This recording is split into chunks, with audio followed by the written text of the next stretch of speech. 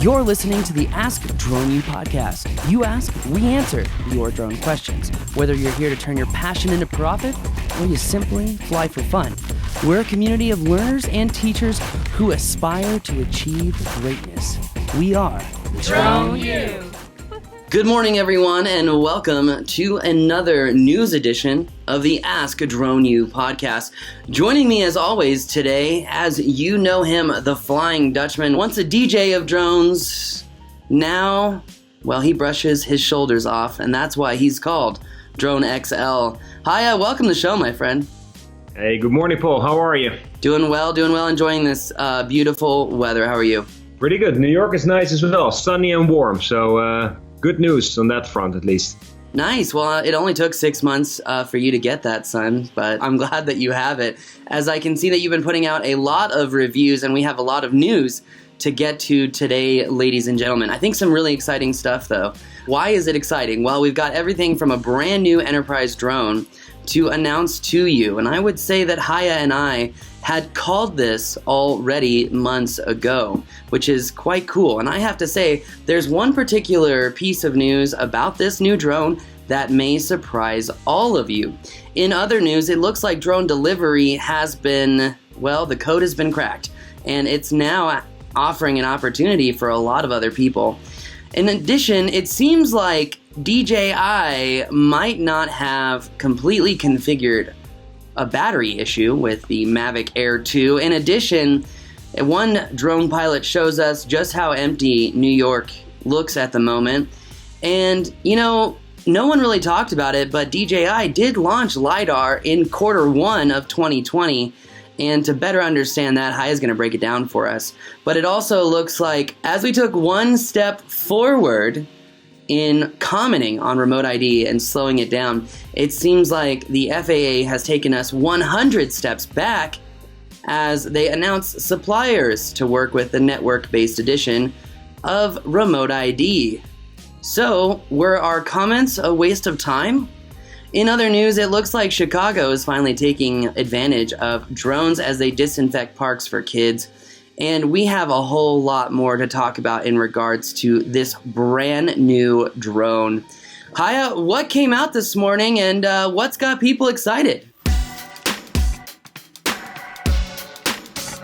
Yeah, the new Enterprise Edition, or new Enterprise drone from DJI, the DJI Matrice 300 RTK, was officially announced this morning. Now, like you mentioned, we knew for months that this drone was coming. A lot of these specs had already been leaked multiple times. However, this morning it was actually officially announced. After, by the way, DJI accidentally posted their promotion video on YouTube last night, which was kind of interesting.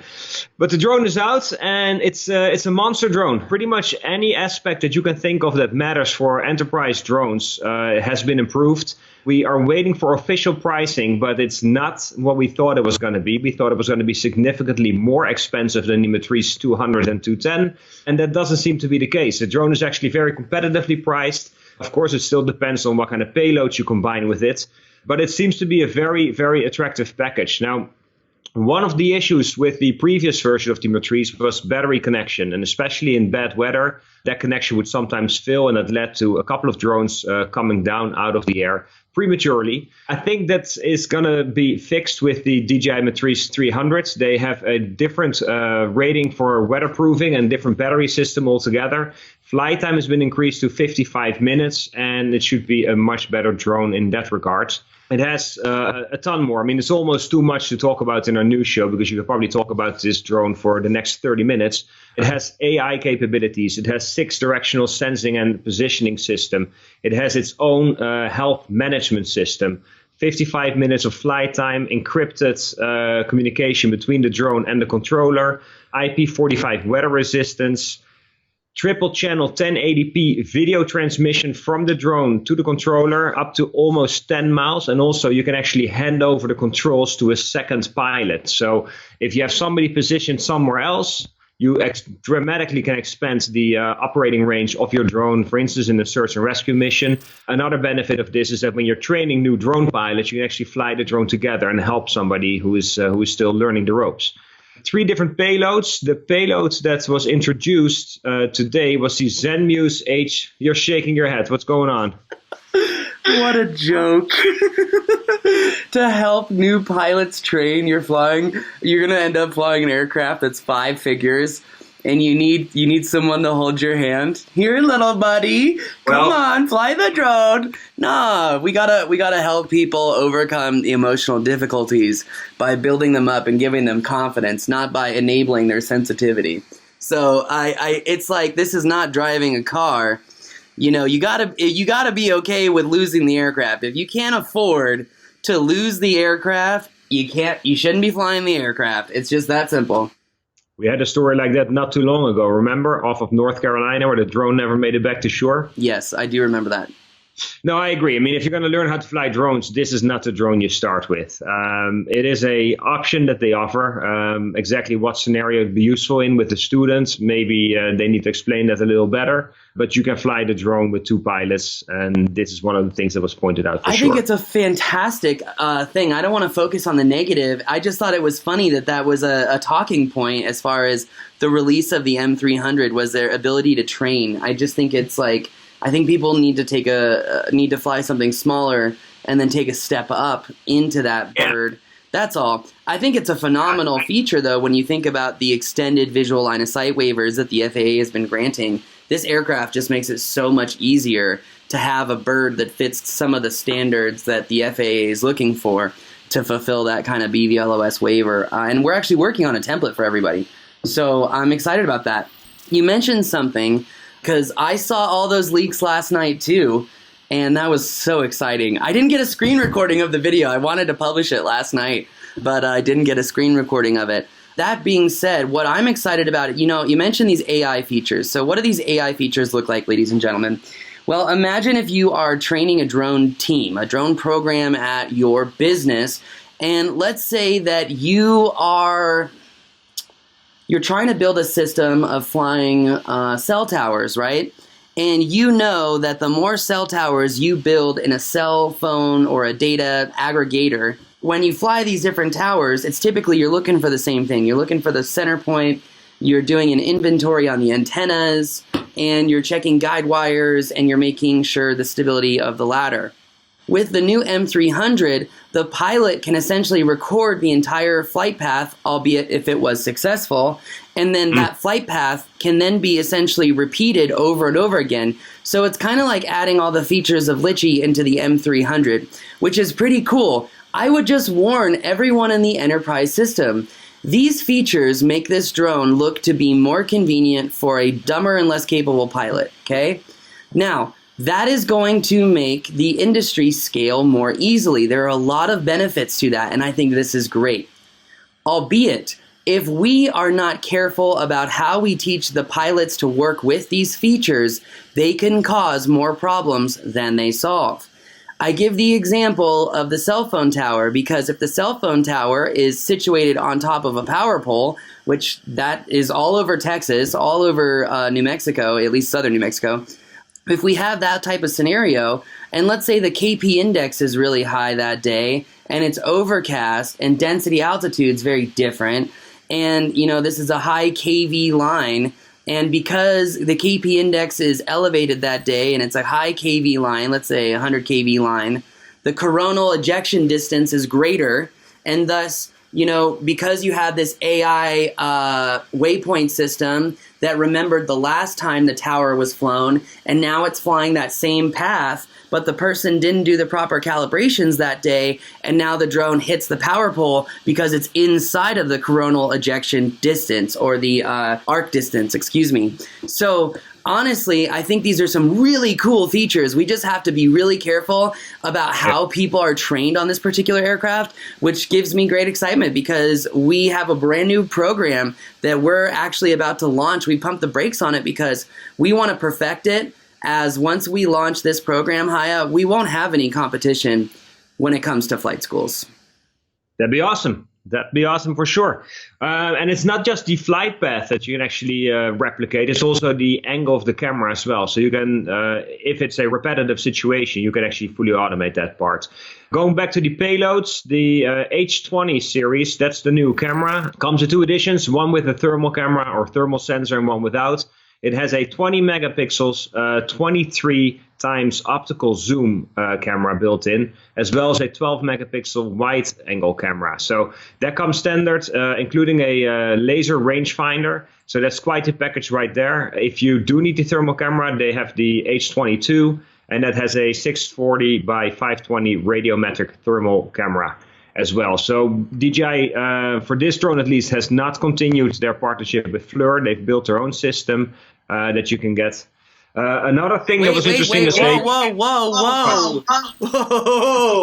You can't just drop a bomb and then walk away from it, okay? All right, full stop there then. They're not working with FLIR? Apparently not for this camera, no. That has huge implications. That's what we've been told, that FLIR is not part of the H20. Think about this, Haya, right? You know, with the whole Chinese-American trade war going on, FLIR is the #1 thermal camera manufacturer in the world. Yeah. This is, I feel like, not only is this just as big, if not bigger, when DJI gave 2 middle fingers to GoPro and said, hold my beer, here's my Phantom 3 Pro. You know what I mean? Which wasn't a good drone, but when they launched the Inspire 1, you were like, oh my, you know? So, wow, that's a very big deal. Also, I want to take a quick second to talk about something. That laser rangefinder, that H20 payload, has got to be the coolest payload I've ever seen as a drone pilot. Now, if you remember at CES, we saw that payload in another booth. I'm not going to say the name of the booth, but it was there. Now, what I love that DJI did was the interface with this camera. So you have a laser rangefinder. Supposedly, this is a global shutter sensor with the EO camera, supposedly. And then you have the zoom camera as well. So with the laser finder, and then you have the EO, and then you have an EO zoom, and then you have the radiometric thermal. What I love is the integration of all these sensors together for the telemetry for the pilot. I love how you can literally see on screen the spatial awareness of what's going on around you. I want to know how reliable that is, because again, that rangefinder only shoots in one direction. It's not like omnidirectional, if you know what I'm saying. It's not full 360. So lots of questions here. Ton of information about the M300, and only very few people have so far have been able to fly it and kind of wrap their head around all the capabilities of this drone. So I think it's going to take some time for everybody to digest and also to try it out in the field and see what's actually working and what might perhaps not work so well. Okay, so one question I have, the underslung propellers, are they folding props? Yeah, I believe so. Then they probably fixed that issue with the floating zoom on the Z30. Because one of the biggest problems, and people don't know the science behind this stuff, that's why I find it so that's why it's humorous to me, but that makes me pedantic, so I guess I am the asshole. Anyway, long story short is, there's so much that goes into this, right? Why is the Mavic 2 Pro so much more stable than the Phantom 4 Pro? It's the physics of the props, right? When you add that quiet little, winglet to the prop, right? That quiets everything down because it reduces the wake turbulence as the prop spins, right? But when you have a fixed prop, you can get some problems when you overspin the prop, which is what we call, rotating or retreating blade stall, which is essentially when the back of the prop can't keep up with the front of the prop as it spins to make lift.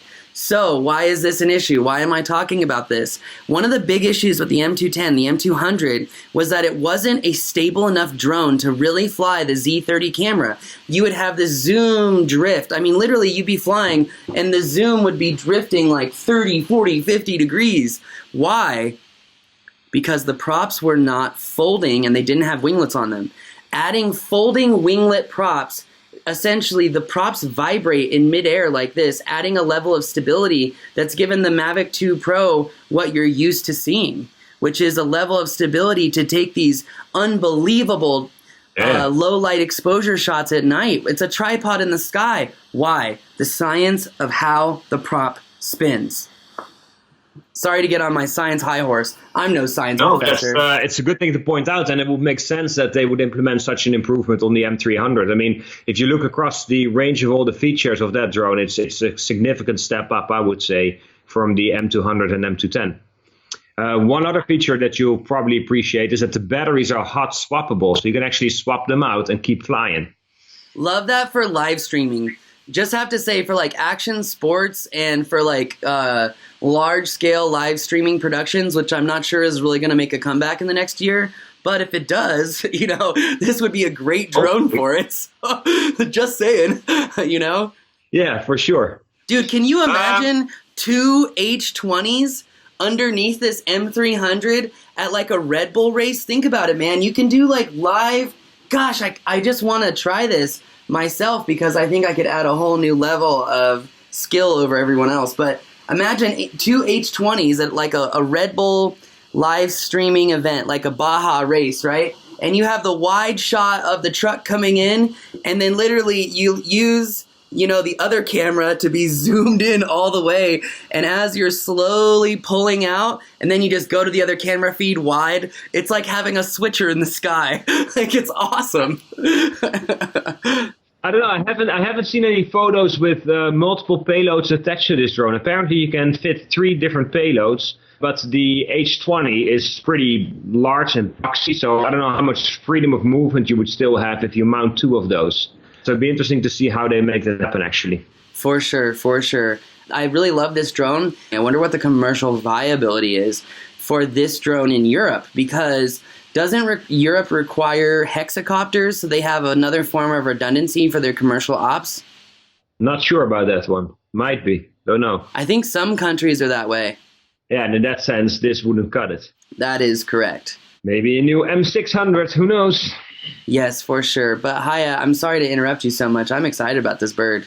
No, that's okay. I mean, it's a lengthy story, and I mean, we're just going over the highlights here because really there's almost too much detail to capture in one single news show. There have been a handful of really good videos on YouTube kind of explaining and showcasing the different aspects of the drone, like the charger, the batteries, the payloads, as well as the drone itself. So I would definitely recommend checking that out for people that are especially interested in this drone. I haven't seen a lot of video yet of people flying the M300, but I'm sure that's going to come online shortly as well. Yeah, it's interesting because it seems like some of these product rollouts have really gone in a way that we haven't seen before. And it seems like the United States PR team has disappeared from DJI. So we'll see what happens. It sure seems that way. I mean, both with the DJI Mavic Air 2 and with this one, there's been so much information that was leaking left and right and front and center. So a lot of specs were already out there. The events, of course, are not taking place because of the coronavirus. So everything is happening online, which is a little different as well. I think it lacks a little of the excitement that you would get with the other events. But yeah, it's the new way of normal, at least for the time being, it seems. Yes, it sure is a new way of normal. And as DJI has launched these new drones, and it's got kind of been a haphazard approach to these launches, well, the lack of information and lack of learning from a community together has caused some drone pilots to, well, have a big problem with their brand new Mavic Air 2, Haya. What do you have?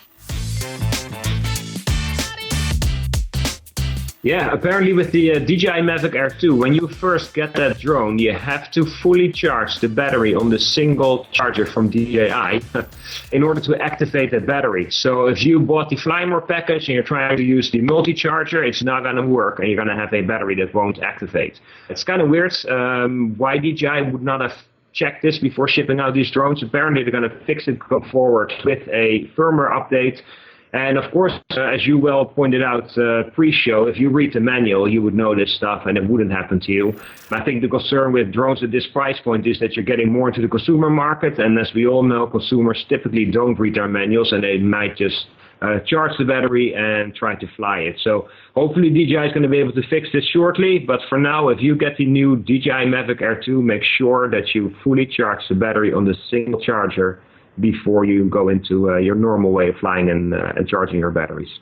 Very interesting, Haya. Very interesting. But in other news, it looks like New York City is still rather shut down. And I have to say, Haya, in this last week, traffic in our neck of the woods in the Southwest, I would say, has reached levels pre-coronavirus already.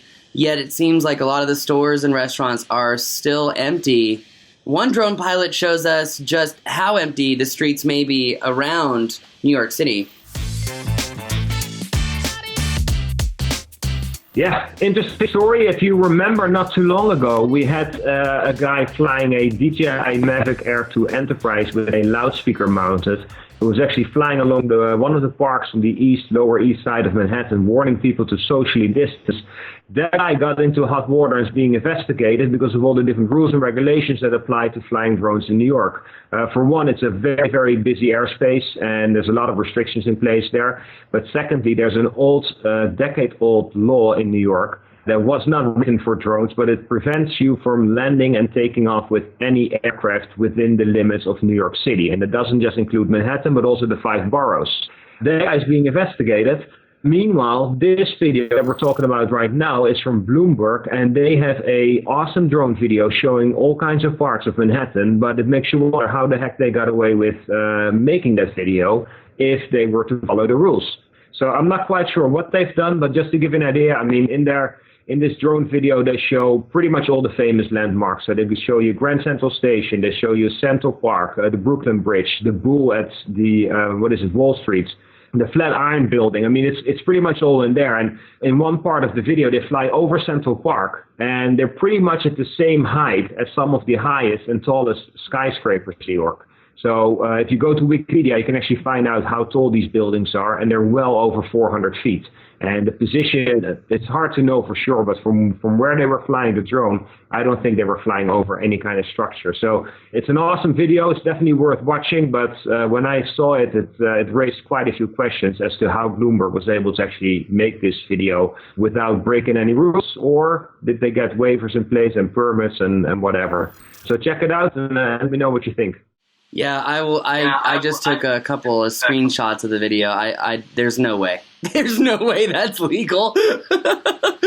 Oh, yeah. But Haya, that brings us to one piece of news I really want to make sure that we get to, as I'm kind of limited in how much time we have for this week's news show. And it seems like, all of the work that we had done on remote ID, creating the guides, we were the first company to come out and say, this is terrible. It is industry killing, and we could not have been more right. In fact, I'm grateful to the New York Times for allowing me the opportunity to say to the country, this is how bad this is. So thank you to the New York Times. Well, I thought we had taken a few steps ahead, right? Communicating with the FAA, letting them know, hey, you're literally going to murder an industry. People are not going to go along with this. We have heard grumblings, and we have had polls and surveys, Haya. If remote ID goes through as proposed, what is your action as a drone pilot? Are you a hobby or commercial? 97% said they would not comply. And so that's why we're like, okay, well, we need to raise our voices collectively. We need to make an intelligent argument to say, hey, this is a problem, and there are better ways to go about this. And I think there's a clear consensus that a broadcast-based remote ID would solve a problem and would not, kill millions of drones that are owned by hundreds of thousands of drone pilots. And yet it seems like we further advance remote ID as the FAA announces the new tech partners for remote ID. Haya, how are we not taking 100 steps back here? Yeah, it's an interesting one for sure. I mean, there's a lot of things that are not quite right, to put it mildly, with the NPRM for remote ID for drones. We spoke about that in previous news shows. We've written tons of articles about it. It's too much to go into detail right here, but what happened in the meantime is that the FAA announced different companies are going to advise the FAA on the requirements for technical requirements for remote ID for drones. The FAA got over 53,000 comments, feedback from people that would be subject to remote ID, and those people were all expressing their concerns.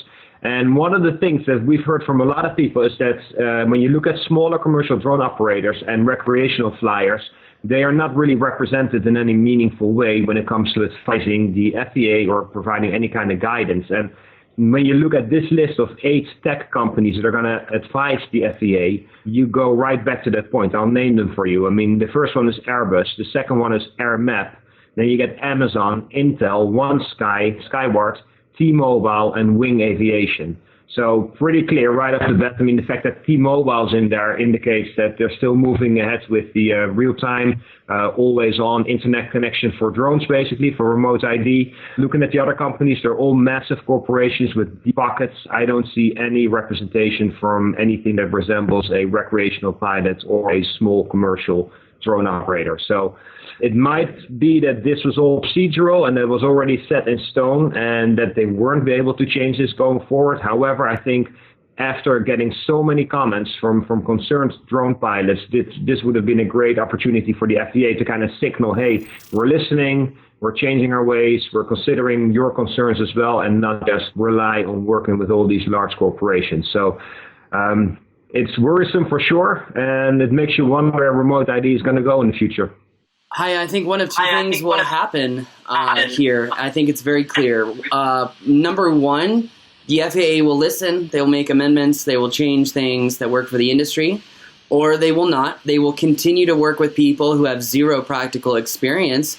It's also arguable now at this point with these type of carriers, I'm just waiting for someone who has deep enough pockets to file a federal lawsuit against the FAA. And I know that people are waiting to do this until they make an actual policy announcement, right? You can't sue someone on something that doesn't exist yet. But with this clear, arbitrary selection of people that represent very, very clear financial interests, at what point is it a Sherman Act violation?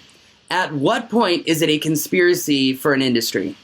At what point does it fundamentally break the laws of the United States government? Like, I'm wondering here. So, I just said one of two things will happen, and I mentioned the first one. The second one, if the FAA does continue to go down this route, in order for a government agency like the FAA to have authority, they have to have the credibility from the people in which they oversee.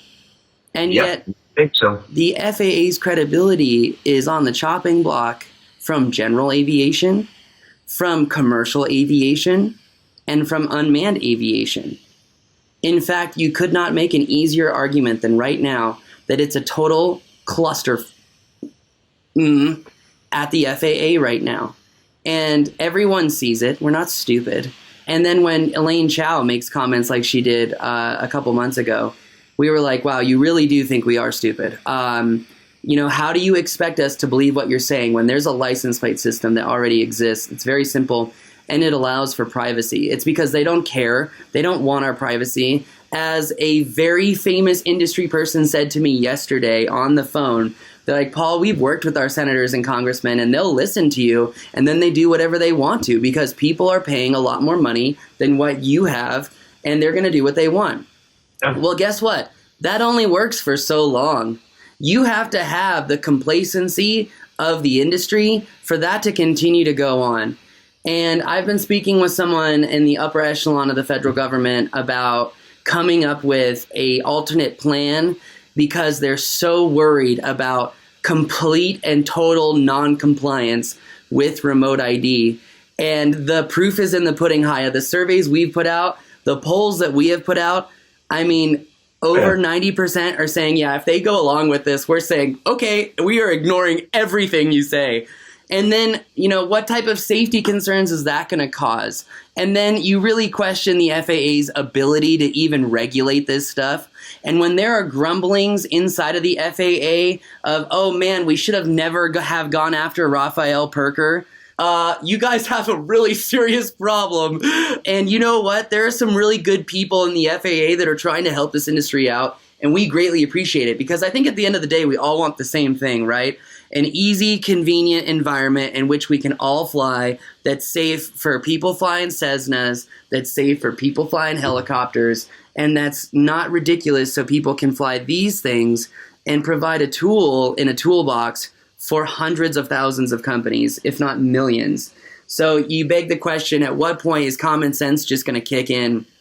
And Haya, maybe this is wrong of me to say, but I actually have a lot of hope that we might get our way, right? Because the coronavirus has kind of slowed things down, at least we thought so, with remote ID. And Mitch McConnell is getting the Senate back right? They're getting them back super fast, even though coronavirus cases are only accelerating. And with the average age of the Senate over 60, maybe this is the way they clear the swamp and we get younger people who understand technology in the Senate. I don't know. I can only hope.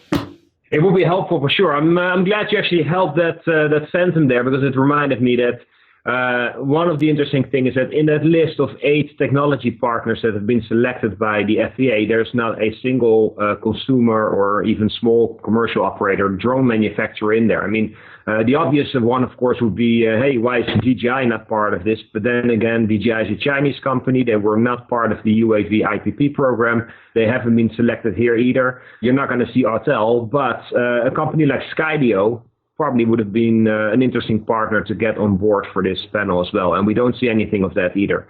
So it makes you wonder. Skydio makes drones to allow people to film themselves riding bikes down mountains. They're not really made for public safety or for commercial purposes. I mean, even, Fritz Reber put something out on LinkedIn apologizing to someone saying that. Sorry, I missed that first part, but what were you saying about Skydio not being part of this? Skydio is not a public safety drone. It's not a commercial drone. So I would say it's actually not surprising that Skydio is not even on there. So they don't make a seriously competitive drone. You know what I mean? Yeah, but I mean, they do make drones for hobbyist drone pilots, maybe even commercial drone pilots that would have to adhere to the same remote ID rules. So what can we garnish from this, Haya? Are you trying to say that the FAA doesn't give 2 Fs what any drone manufacturers say? I think for anybody reading between the lines, that's been a consistent message ever since they came out with the proposed rules back in December last year, right after Christmas. I think there was a big F to all of us right there, to be honest.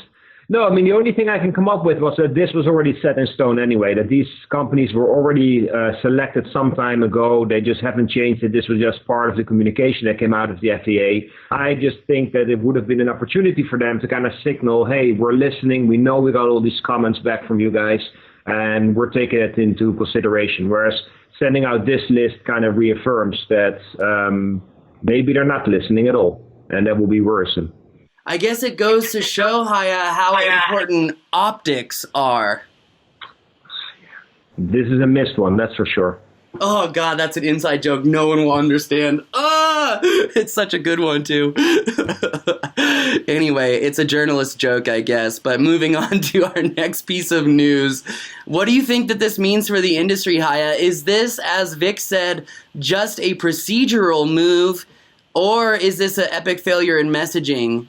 Because it looks like the FAA could have said, thank you, industry, for reaching out and trying to provide a feedback loop for the FAA to make the skies truly safe and accessible for everyone. But they did not say that. No, I think it's a missed opportunity. I totally think so. And yeah, I don't know. I just hope that they'll wake up one day and that they will listen and consider input from other people and not just listen to the deep pockets and corporate entities out there. This bubble is going to burst somehow, and I'm starting to get nervous about it. Yeah. Seriously. Yeah, but like you pointed out, and we said this in previous shows, we've written it up in articles. I mean, if your rules are so outrageous that nobody's going to comply, then your rules have near zero effect, basically. So they're not going to achieve what they have in mind. And I think if they want something that works really well, then they have to come up with a solution that's practical, that you can actually implement, that is reasonable, and that has a low threshold for people to get into. So it shouldn't be too complicated, it shouldn't be too expensive. It should be easy to implement and hopefully even implement in existing drones and not just the new ones going forward. But I mean, here you go. I mean, we've spent so much time talking about the NPRM for remote ID. We've written so much about it. I mean, there's a lot more to it and there's a lot more to discuss, more than we could ever manage in one show, I think. But yeah, hopefully the FDA is gonna improve that going forward and come up with something that's more realistic than what they have proposed thus far. Yes. Yes. I just will say, did you read some of the comments on the FAA's Facebook page when they announced this? I've seen a few of them, yeah. Which ones are you thinking of? Oh, there's a couple where one of them was an older guy who's like, I mean, I can't quote exactly what he said because I don't have it in front of me, but it was along the lines of, for 30 years I've been flying my RC planes and helicopters at a field. FAA has never showed up. They never will show up. I'm going to do what I want. You can't tell me otherwise. And he didn't say it, but he was kind of saying GFY. You know what I mean? And he was not saying that he was grateful for them. So yeah, that's why I say I'm nervous, because people are just now outright saying, you know what, enough is enough.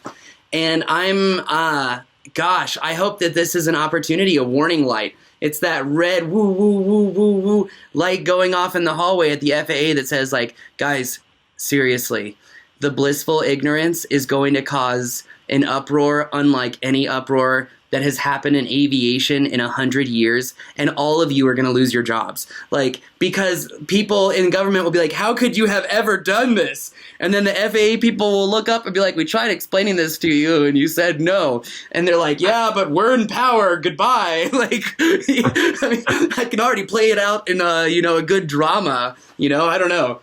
I mean, 53,000 comments. I think just that number itself tells you a lot, right? I mean, typically, for instance, when we promote Drone XL or Drone U and you want people to participate, it's always hard to get people to comment, right? You have to kind of trigger them and either get them really excited or give them something in reward. The FAA is not giving you anything, but meanwhile, 53,000 people took the time to write comments, and not just simple comments. I mean, those were there as well, but some of them were lengthy, they were thoughtful, they were detailed, and they came from concerned hobbyist pilots, commercial drone pilots, people flying RC models, people flying drones. So to get that kind of a reaction on proposed rules, that should be a big red flag right there. Then something's wrong, because if people would have thought, hey, this makes sense and we're behind this, we can support this, then you would have never seen something like this. So yeah, they got their work cut out for them. The FAA does. I've heard rumors that some in Congress are discussing creating an unmanned version of the FAA, because they're saying that the FAA is just way over leveraged and that they're not thinking things through and they're counting on too many outside sources. And I mean, the proof is in the pudding. We already see that, right? So I've heard grumblings. One person who I respect greatly in this industry, he said, people have mentioned in Congress already, what if we had an unmanned FAA? And then we could just kind of like change things back the way they used to be and really give the floor that this industry needs so that people can invest in the technology and build it in their company and thus give drone pilots jobs. Yeah, I think it would make a lot of sense. I mean, granted, we share the same airspace, so there's definitely a point where the two organizations would meet. But I think the background is very different. The technology is different for sure. People flying drones are different. They don't come with that same aviation background necessarily. I mean, they should, of course, know a lot of what is involved when flying drones. But you're dealing with different aircraft and I think a different audience as well. And so far, if you look at this list from the FAA is a great example. There is no representation of all the recreational, hobbyist, and small commercial drone pilots at all. And I think that's where they go horribly wrong, because if you look at most of the people flying drones, it's exactly those guys. So you're making rules for them to follow, for them to support and understand, but you're not including them in the conversation. You're not including them in the rulemaking process. I think it's a big mistake. And if they were to come up with a unmanned FAA version, a different agency that caters to this specific audience, I think things would probably be a lot better. And I think the rules that would come out would make a lot more sense. True, and I still think that the federal government can get what they want, which is, seeing who's flying what, so they know who's nefarious and not. And an expanded LANC system that operates in Class G airspace, where someone goes in and they're like, I'm flying my drone right here in a half-mile radius, right, where you're not constantly broadcasting information. It's not a breach of surveillance protocols. Someone said something to me the other day that really struck me, Haya, and it struck me for personal reasons, but now this particular saying strikes me for commercial reasons in the drone industry. And one of my very close family friends said to me, Paul, you're never going to make something better unless you seek to understand where the other person is coming from. Because if you do not seek to understand where they're coming from, then you're not trying to help the person whatsoever. And as I sit here, Yeah, as I sit here and think about what you just said, I'm like, the FAA is not seeking to understand us at all. It's like, it's like, okay, well, you know what? We know what to do here, ladies and gentlemen. So I'm not saying that, you know. They're not open for feedback and advice. I mean, take the DEC committee. I mean, who represents small drone operators or commercial operators and recreational pilots? Nobody. Well, I mean, you have Bill English who says some nice things. The guy from CNN, I want to say his name is Brad. Everyone does, like, if the virus wasn't here, I'd give that guy a hug every day. I love listening to him talk in the DAC meetings. But you're right. There's 2 people in a room of 50. You know? So. Yeah. And most of them have a traditional aviation background, or they are part of larger commercial drone operators, such as, wing aviation, for instance. Maybe then, Haya, the responsibility is on you and I to tell a story that pokes holes in everything that is remote ID and show it rather than tell it. To say, why would we do this when we have this? Why would we do this when we already have this? Why would we implement a license plate system that violates every provision of privacy we've ever believed in when we already have this? When you say there's a problem about Chinese drones and security, but now you're trying to connect all the Chinese drones to the internet, do you realize what you're doing? No, maybe it would be good to kind of take all those pain points and make examples out of them and show how you could do it differently. Because I mean, that is one thing that we have heard from the FAA, is that you're also looking for solutions and not just for critique. And I think that's a fair statement to make. I mean, if you say something's wrong, then I think you kind of owe it as well to say, okay, but there's a better way of doing it. And here's an example.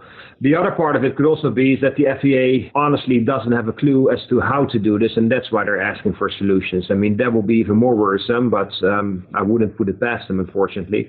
But yeah, I think it's a good idea. Maybe we should do that. Maybe we should look for all the pain points and make examples and say, hey, this is why it's wrong and this is why it's wrong. And here's how we can do it, and here's how you do not have to reinvent the wheel, because there is a license plate system in place that works just fine. So I'm with you on that one. Yeah, I think it's something we're going to need to talk about for our new show. But in our next and probably last piece of drone news, it looks like, DJI launched this LiDAR system that no one talked about except for us. But it looks like Indiana Drones. I kind of like that name. Can I just? I like it too. I mean, like, how can you not like that? You know what I'm saying? Yeah. So you shared this video with me, and I love this kid's personality. It's great. But what are you seeing from this story about the M600 Pro, the M210, and these 2 different LiDAR systems for drone mapping? It's a cool video. I mean, his name, I think, is gold. Indiana Drones. I never had thought of that one, but when I saw it, it's like, yeah, that's cool. He did a LiDAR competition, so he used a DJI M600 and a Matrice 210.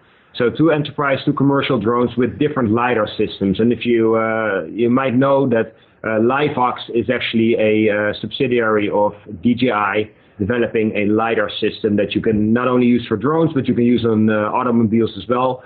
In this case, they're using it on the Matrice 210, and they compare it with a much more expensive and more traditional LiDAR system on the more expensive drone as well, the M600. And basically, he's putting it through a test, flying the drone over a forest area, mountainous as well. Both drones use auto tracking, so they follow the terrain at an altitude of 90 meters, so it is at a little short of 300 feet.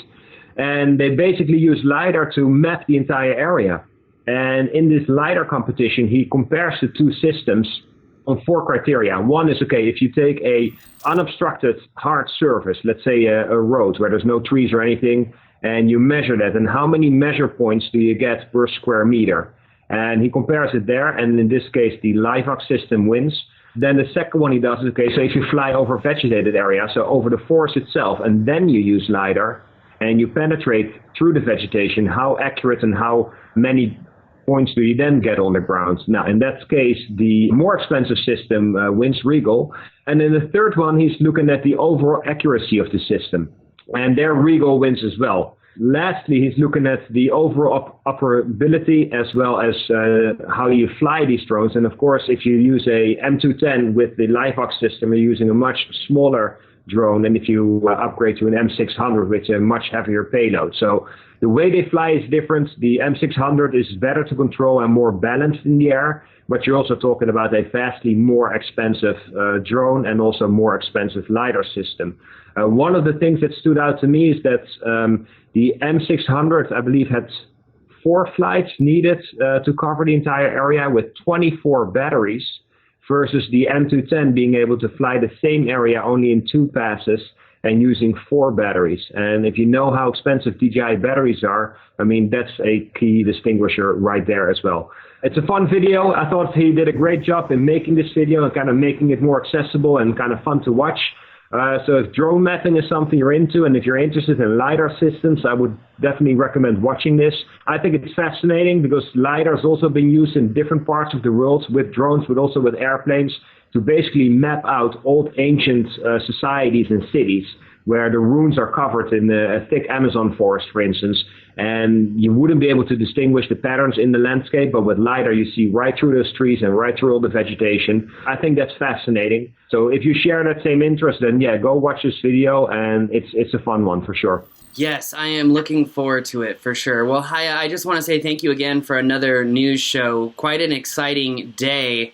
But we can't leave without one more piece of news, which I wrote myself. But Haya, I can't wait to hear your version of how DroneU cracked the drone delivery code. So drone delivery is possible under Part 107, but you really have to dig into air carrier law, transport law. I mean, this is a conundrum of research, but it's funny, this has caused quite the stir, at least on the back end, and I can't even talk a lot about it. But Haya, when it comes to drone delivery under Part 107, what did you learn? What are you seeing? I think it's a very interesting story, and it's kind of interesting that it only surfaces now, whereas companies have been working on delivery by drones for quite some time. Of course, we know Amazon is working on it, Wing Aviation is. UPS was the first one to actually be classified as an air carrier under a Part 135, which is way more complicated to meet those standards as a drone delivery company. But yeah, you can fly and deliver with drones under your Part 107. There are a few caveats that you have to keep in mind. It's not unlimited or unrestricted in any way, but for certain use cases, it might be very, very beneficial. So just to explain a few of them, and you can perhaps chip in at the end of this as well. So one requirement is that first of all, you need to have your Part 107. So it starts right there. Secondly, you cannot fly across state borders. So I'm here in New York. If I wanted to deliver something by drone to Connecticut, that will be a no-go. It has to be within the state. It also is restricted that you're not allowed to deliver directly to the public. So I couldn't, let's say if I'm a brick and mortar retail store, I couldn't use a drone to deliver to my end customer. But if I am a golf course and let's say you have your main clubhouse with a kitchen set up and then you have a snack place somewhere else on hole 8 or 9, you can use a drone to transport food and drinks from your main kitchen to that satellite location down the golf course to other people from your organization who then take that from the drone and hand it out to the people playing golf. That you would be able to do. Of course, you cannot fly over people, you cannot fly beyond visual line of sight, and you cannot carry hazardous materials either. So there are some restrictions, but within certain use cases, this might be super, super interesting and very beneficial. And it makes you wonder why this news only comes out now, because we know that a lot of companies have been breaking their brains over how they can implement delivery by drone. So I thought it was very interesting that it has taken this long for this news to come out. Maybe it goes to show then that these companies that are supposed to be professionals in the industry, maybe, well, they don't have the resourcefulness that one may assume. But it also makes me ask the question, a legitimate question, that I've had myself after writing this article and cracking the code, thanks to help from Vic and 3 other people. But it makes me ask this question, do you think that this article, this formula, opens the door for other businesses to enact drone delivery to augment their existing companies? Because the golf course example, right, that's if you implement that, that's a freaking marketing and PR message in itself. So does it save golf courses? Does it save all these other businesses millions of dollars in lobbying money to figure out how to operate drone delivery? Potentially, I think a lot of people have to kind of figure out how they can use this and how they can stay within the restrictions but benefit from having drones deliver certain products. I mean, you can, with the Part 135, you have a lot more flexibility and a lot more room to use drone delivery in different ways. This is far more restricted, but I'm sure that if you sit down and think about where this might be useful, there's probably a lot more examples you can come up with than just the golf course. So yeah, I think it's very valuable for people to know. Yeah, no, I think it's exciting. I hope a lot of people use this to implement some cool drone delivery systems, because in the wake of social distancing, this could be a legitimate solution to a lot of social distancing problems. So, in fact, I will be on national radio on Tuesday night to talk about it. Ah, nice. Yeah, so thanks, NBC. So anyway, excited about that as always. Like I said, there's a lot going on behind the scenes with this. And this makes my heart so warm because I know I hold people accountable and I am honest. But that's because I truly want the best for people in the long run. And this article has given a lot of companies wings to fly on, literally. And it's so heartwarming to see companies like, oh, wow, now we can do this. And it's empowering drone pilots, and it's empowering companies, and it's empowering people. And there's no greater feeling than to help other people help themselves. There you go. Totally agree with you. On that bombshell, that's going to do it for us today, Haya. And I appreciate having you here, sir, because I know your heart is in the right place as well. Awesome. Paul, as always, pleasure being on the show. And thank you so much. Looking forward to the next one next week, man. I look forward to it as well. Hopefully I get my hands on that 300 between now and then. Anyway, hi, that's going to do it for us today. It's going to do it, everyone. Thank you so much for watching. Please don't forget to subscribe. Leave us a review. And if DroneU has helped you at all, leave us a review. Become a member. Why? Well, because when we drop these new training messages, PR bombs later this year, you're going to be really sad if you didn't hear about it first. That's all I'm going to say. It's time we change the industry. It's taken me 3 years to develop this, Haya, and we are ready to do it. Anyway, thank you again. Thank you to everyone out there. Thank you for your support. Thank you for supporting DroneU as we help others. That's going to do it for us today. My name is Paul. He's the Flying Dutchman. This is Ask DroneU.